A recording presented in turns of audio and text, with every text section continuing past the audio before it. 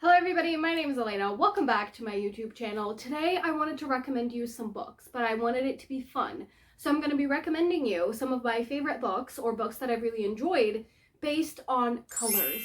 Okay, I want this video to be colorful, and now I did try to pick books that I haven't recommended before that aren't really that popular or not that popular right now, and books that aren't a part of like really big series. Obviously there's going to be some exceptions. I tried to pick books that you can read by themselves. You don't have to read the series if it's like interconnected standalones, and I'm not trying to get you into a series that's like really long, except for that one book. You know, we'll get to it, okay? For pink, I'm picking Practice Makes Perfect by Sarah Adams. Technically, you could say this is a part of a series. I don't think so. You can completely read this on its own. I thought this book was really cute, really adorable. I mean, look at the cover, okay? I don't own it, unfortunately, but look at the cover. Do you see all the flowers? Yeah. So our main girl character is called Annie, and she's a florist. She owns like her little flower shop or whatever. And the guy, unfortunately, don't remember his name. He is the bodyguard of the girl in the first book because she's a singer, and they kind of meet, you know, and she figures out that while she's really bad at dating and talking to people, she finds it really easy when she's with him. So she's like, oh my god, please, can you like coach me? And he's like, I mean, okay, whatever, sure, I'm here anyways. So they go on this like really cute journey together. Their relationship is just really wholesome. I mean, the communication was everything. They just fit so well together. The banter was amazing. Sarah Adams did an amazing job, and honestly, I would recommend anything by her, but obviously for this video, it's Practice Makes Perfect. Picking a blue book was really hard because like every other book that's out is literally blue. I don't know what it is, why so many books are blue, but they are, so it was kind of hard to pick one. I ended up going with something that is popular, but it's not as popular now. Like, I feel like no one talks about it now, and they used to, like, back in 2020, 2021, I think. I could be completely wrong, okay? I kind of have no concept of time, but it used to be really popular, and I see nobody talk about it anymore, and that is It Happened One Summer by Tessa Bailey. I adore this book, and technically it is a part of the series. It's a part of the Ballinger sisters duology, but I haven't read the second book, and I read this like 3 years ago, 4 years ago maybe. This is the first romance book I gave 5 stars. Okay, it was a long time ago. I've kind of given up on reading the second book. I'm just really content with this one. It's about this girl named Piper, this woman right here, and her family's kind of pretty well known. She's kind of famous, but she's famous for being really like outgoing, going to parties, and kind of getting into a little bit of trouble, and just kind of being like kind of messy. And I think it's her stepdad, like some kind of father figure, decides, okay, you're being a bit too privileged, you're acting like a brat. Which I mean, kind of in the beginning, but I still hate him. Anyways, that's not the point. He's like, okay, I'm gonna send you to this small coastal town so you can learn your lesson or whatever. And it's kind of the fish out of water trope, and also Grumpy Sunshine, which absolutely one of my favorite tropes ever. So when she arrives, she meets this guy called Brandon. He is a fisherman. He's kind of, you can tell that he's kind of sad because his wife passed away, but that's like happened a long time ago, and people think he's still grieving or whatever. He has his own problems that he's dealing with, but he's very kind of rugged. He's a fisherman and stuff like that, and then they kind of like cross paths, and at first they don't like each other. So it's kind of like, I hate saying enemies to lovers for romance books, let's be honest, that doesn't exist in romance books, but it's like dislike to lovers. So I really enjoyed this book. I thought their relationship was adorable. I loved the way that they interacted with each other. Piper was such a lovable character. Like, she definitely had her moments where you would kind of get annoyed with her, or maybe you don't agree with what she's doing, but it made her feel more real. And I feel like this is one of Tessa Bailey's best written books. I just really like this book. It is quite spicy, just like anything Tessa Bailey writes, so maybe if you don't like spice, maybe don't pick it up. But also, this is like such a fun read, and also it's perfect for the end of summer as well, because it says it happened one summer, but it's like kind of like a coastal town, and it kind of rains a bit, so it's perfect for like the end of summer, I feel like. Remember in the beginning of the video when I said, oh, I'm not gonna recommend like really big series that you have to read all the books?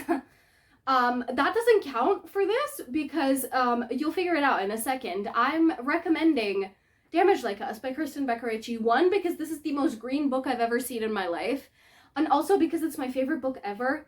So when I have an opportunity to talk about it, I'm not gonna pass it out. This book is the first book in the Like Us series, which is the sequel series to Calloway Sisters. It's by Kristen Becker-Ritchie. I absolutely adore this book, obviously. It's bodyguard romances, like the whole series is, and it's completed now. It does have like either 13 or 15 books. I don't know. I've lost count, to be completely honest with you. And I do love all the books. However, this one's my favorite because it's about Maximoff and Pharaoh, these two. Maximoff is the son of Lillian Lowe, okay? So he's really famous. All the kids are really famous, just like their parents in the Calloway Sisters series. So they need bodyguards at all times. They need 24/7 bodyguards. Like, it's just, you can't live life if you don't have a bodyguard with you when you're living like they do. So his bodyguard quits because he wants to spend some time with his family, which is perfectly understandable, but now Maximoff needs a new bodyguard. So his mom goes, oh, you can have mine. And who's her bodyguard? Pharaoh, this guy right here. So he becomes Maximoff's bodyguard, and Maximoff has had a big fat crush on him for like a while.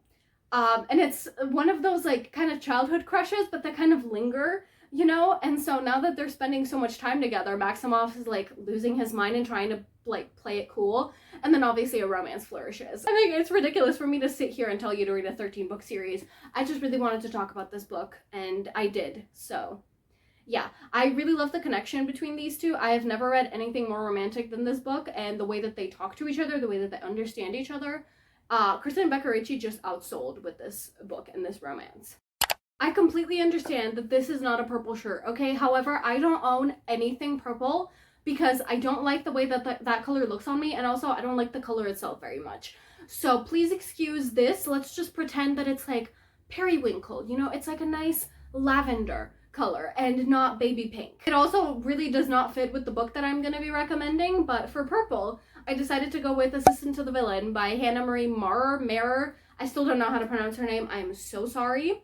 I know I said I wouldn't be getting you into a series. However, it also turns out that I don't read purple books. And this is like the only one that I've read that I've really enjoyed. So it's going to have to be this one. I'm so sorry. This is a fantasy, but I will say it reads more like, think rom-com vibes with fantasy and then put them together. It's a really easy fantasy. It's not high fantasy at all. There's not a lot of world building. The world is still enjoyable, and it gives you enough information for you to get immersed and have fun. And like, that's like the key word for this book. It is so fun. The second book came out recently. I still haven't read it. That one's Apprentice to the Villain. I'm sure it's going to be just as fun, but this first one had me laughing every single page. Okay? Don't do what I did, which is read it in class, because obviously I did that. I was giggling the whole time, and I was trying to hold it in because obviously I was in class. But don't do what I did. Just read it at home so you can laugh out loud, because that is how funny it is. It's Grumpy Sunshine, definitely, and it has like those rom-com vibes in the sense that it's really funny. It has all these like kind of borderline ridiculous scenes between like the couple, and it's so fun. And then right at the end, it actually kind of like kicks up like a little bit of action, and it's honestly really good. And the fact that this is her first book, like her debut book, she hit the nail on the head with this one. It is so good. It's so fun. Basically, this girl works, I think, something like as a maid or whatever, and her dad is sick, so she's trying to take care of her dad, and she has a little sister, so she's constantly working. And then she gets fired, and she's like, oh, what do I do now? And so I don't know how she ended up in the woods. I don't remember. I think she was just walking around and then ended up in the woods. And in this little town that they're in, they always talk about the villain, but no one's ever seen him, and they're like, oh my god, he's supposed to be like really disgusting and like really old and wrinkly and stuff like that. And then she goes into the woods. Someone is hunting the villain, so he's like running away. They bump into each other, and then now he has to take care of her as well because he's like not gonna leave her to die. Turns out he's not ugly or wrinkly or like really gross and whatever. He's actually really handsome. And then she's like freaking out, and she's like, I don't have a job, I almost got killed. And he's like, I need an assistant. And she's like, what? He's like, I need an assistant, come work for me, I will pay you. And then she's like, you know what, fine, I'm desperate. And then things kick off from there. and it's super, super fun. If you're looking for something light, maybe with like a little bit of fantasy in it, definitely pick this one up. For Red, I'm actually going to be talking about 2 books. One is a new release, but it is a part of a series and it's only the first book. The second one isn't even out yet, so that's like outrageous for me to like recommend in this video. So I am going to be talking about also another one that is completely like finished. It's like 1 book, it's a graphic novel. We're going to start with the first one. It's Dishonestly Yours by Kristen Becker-Ritchie. This came out like really recently. I think it came out in June or July. I adored this book. I was in a reading slump and I picked this book up and I read it in like record time. This book is completely different. It doesn't have any of the characters from Addicted Callaway or Like Us as far as I know. Maybe they'll be mentioned in the other books considering they're celebrities, but for now, no mention of them. This is about 2 con families and Haley is from one of them and Phoebe is from the other. And they're best friends, and their moms are also best friends with each other, and they're con family, so they do con jobs together or whatever. Basically, they scam people, take their money, and then hop off somewhere else. Phoebe and Haley decide they don't want to do this anymore. They don't want to lead this life. They're tired of it. Something bad happens during a job. You're not told what happens, and they're like, okay, we're just gonna leave. We're gonna leave everything behind, and we're gonna lead like an honest life. They stay at this little motel until they get to their destination. And there comes a knock on their door. Phoebe opens the door and it's Haley's older brother called Rocky. And he's like, what the fuck are you doing? And they're like, well, we want to leave. And he's like, okay, that's outrageous. I'm going to stay with you until 1, you get settled, and 2, you change your fucking mind. And then he starts to figure out that, oh, maybe he doesn't want to be a con man anymore. And then because it's like really big families, like Phoebe has 2 other brothers, Haley has 2 other brothers on top of Rocky, and they all kind of like start showing up and stuff like that, and it does end on kind of like a cliffhanger, but this book is really well written. Kristen Becker-Ritchie have always had really good writing in my opinion, and they convey human emotions really well. I really enjoyed this book. Also, if it wasn't obvious, the relationship is between Rocky and Phoebe, and it's kind of like dislike to lovers almost. It's like grumpy and grumpier almost, kind of. So I really enjoyed this book, but because it's not a very good book to recommend, for the sake of this video, I am also going to recommend one that I gave 5 stars and actually should probably reread, and I literally never talk about, and that is Fangs by Sarah Anderson. It's a graphic novel. Literally, you could read it in 15 minutes, and it's a romance between a werewolf and a vampire. I don't remember anything more than that. I don't know if there's anything more than that, to be completely honest, but this was so good. It was so cute. The humor in it was so, like, I don't know, it was interesting, and I really liked it, and I feel like everyone that's read it has liked it because you can literally read it in 15 minutes, and it's so cute. So I highly recommend you check it out, and that one I know has a red cover. For Black, I'm actually going to be recommending a fantasy, and don't worry, okay? This is a standalone fantasy. Technically, you could also read, like, the second book, really loosely second book, because it's, like, about completely different characters and way into the future. I mean, I'm not even considering reading the second book, and I am a maniac for series, so but trust me when I say this is, like, a standalone fantasy. I never see people talk about this book, and it literally had me on my ass the whole time. I'm talking about Sky in the Deep by Adrienne Young. It's a Vikings-inspired story. Our main character is called Aelin, and she is in the Aska, which is what her little Vikings clan is called, and they have a rival clan called the Ricky. So this has been like an age-old feud between the 2 Viking clans, and she used to have an older brother, and he died in battle. During another battle with the Ricky, she sees her older brother, and she's like, what the fuck? And this is not a spoiler, this is literally in the back of the book, and she's like, how are you alive? And he's like, listen, just forget that you saw me, okay? And go back. And she's like, absolutely not. So she follows him afterwards.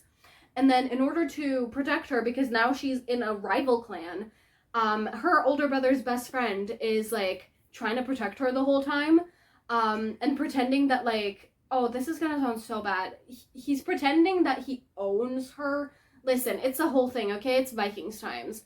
I promise you it's not like, it's not a disgusting relationship between the 2. It's actually like really slow burn and kind of like a subplot.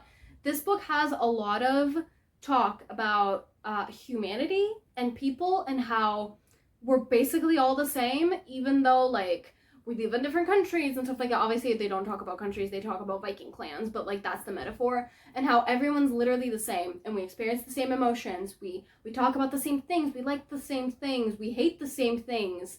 We do the same things every day, like we eat food and we get up and we take care of our children and stuff like that. And then while she's over there living with the Ricky, which like she's despised her whole life, she starts to figure these things out and she's like, why are we fighting them? I adored this book, so if you haven't read it, I highly recommend that you do. I've never read a Vikings romance. I really liked this one. I don't know if I'm going to be picking up the second book. Like I said, I think the second one is The Girl the Sea Gave Back. But I'm not really interested in that one, and this one made me sob enough, so I think I'm done. We got to my favorite color, which is yellow. Okay, I'm obsessed with yellow. I think we all know this. I mean, I literally have yellow walls in my room, and my previous background was the yellow wall, so I think we all know that I'm obsessed with yellow. This is the second book from one of Elsie Silver's series, but it's not the Chestnut Springs series. It's the Gold Rush Ranch series. I feel like not a lot of people talk about that series, even though it's like literally so good. It's not as good as Chestnut Springs, but it's still really good and has like kind of similar vibes.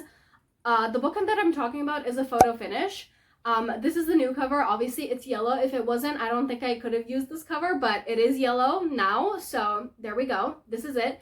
I'm pointing here. I don't actually know if I put the covers here or here. I can never tell while I'm filming because the video it doesn't matter.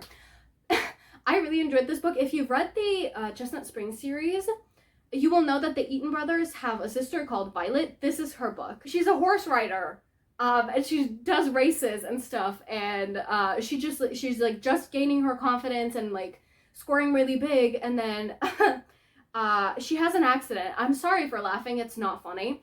She has an accident, breaks her leg, I think, or does something to her leg, so she can't stay at her house anymore because it has stairs and she can't get up the stairs. She also, I should probably mention, works at the Gold Rush Ranch. So, from the first book, the main male character has an older brother. So, the older brother has his own little property on like the really big land that they own. And conveniently, his house doesn't have any stairs. So they're like, hey, you can take care of Violet. And he's like, I would rather die. And then he's like a retired veteran, so there's like a lot of things going on, okay? He's like really broody, not really like that fun to be around. He's not very happy or bubbly, and she kind of is.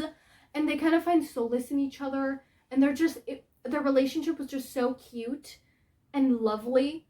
And both of them made mistakes in the books, but like they came together at the end, which made it feel realistic, and that they acknowledged that they made mistakes, and that they talked about why they do certain things, why they react to certain things the way that they do. And it was just a really lovely story, and I really liked their communication, and it was just really cute, and it's my favorite out of the series. While writing all the books that I was going to talk about, I realized that I have never talked about this author on my channel before, and I literally love her books, and I'm foaming at the mouth because I can't wait for the next one. Like, she's been teasing it for so long, and I literally can't wait anymore. Like, I just want to read the book. I will preface this by saying she writes white shoes romances. All of her romances are white shoes. If that's not your thing, don't pick this book up, okay? Because that's what all of her romances are. The one that I'm talking about is my personal favorite, which is Triple Duty Bodyguards and by Lily Gold. I started with this book and I absolutely loved it. Like, I read this book when it had the really ugly covers with like the people on it. These covers, the little cartoon ones, are actually like really cute. Again, with me pointing here, I don't even know if this is where the book is gonna be. If it's here, that's really embarrassing. Oh my god, it is here, isn't it? Oh, great. I don't remember any of their names. Okay, that's not a thing with me. Unless I've reread the books a million times, I will not remember character names. I'm so sorry. But basically, this girl is really famous. I think she's an actress or something. She has a stalker, and there's like a really big incident, and she's like, okay, I admit that I need someone with me. I need a bodyguard. Okay, listen, I love bodyguard romances. Okay, just deal with it. So she hires this company, and it comes with 3 bodyguards, and she's like, okay, I think this is like overkill. And they're like, no, I think this is actually perfect for your situation that you're literally undermining. And she's like, okay, fine.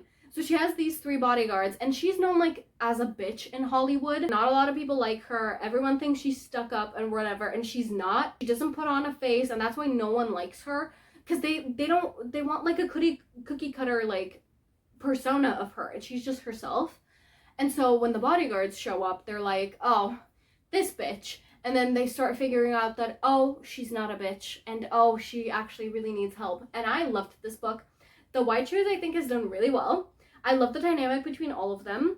And I really enjoy any of her books, but this one and Faking with Benefits is my favorite by her, but I've read all of her books and I've really enjoyed all of them. For Grey, okay, this book is a little bit of a stretch for the color, okay, but leave me alone. I literally don't have any other Grey books that I can talk about. And once again, this is a series. Listen, I'm sorry, okay, I tried my best. But do you know how little Grey books that I've read? I think there's literally like 3. This author has written the Inheritance Games trilogy, which I also love that one, but personally, I like this series so much more. I'm obviously talking about The Naturals by Jennifer Lynn Barnes. This is the only reason why this book fits with Grey, okay? It's because I have the original covers. I think this is an unpopular opinion, but I adore these so much more than the new ones, and I think they fit the vibe of the books so much better. So I ordered them before they went out of print. I adore this series. If you've watched Criminal Minds, it's basically Criminal Minds, but it's young adult. And it's these teenagers that have abilities. And I don't mean like magical abilities. I just mean like, so they have like a human lie detector, and they have an emotions reader, and they have profilers and stuff like that. And these teenagers, there's 5 of them. There's 5 teenagers, and they're in this secret FBI program. And they're supposed to be working on cold cases, and stuff happens, and they're not working on cold cases anymore. They're working on active cases, and shit gets dark in this series, okay? It's young adult, but it's pushing it with the things that I've read in this series. They are considered thriller, but like, I wouldn't say so because I'm a wimp. I don't read thriller and I don't read horror, and I don't think this is thriller. This is a really good series. It's also really quick to read. I think you should really pick it up because it's so fun and it's perfect for a reading slump.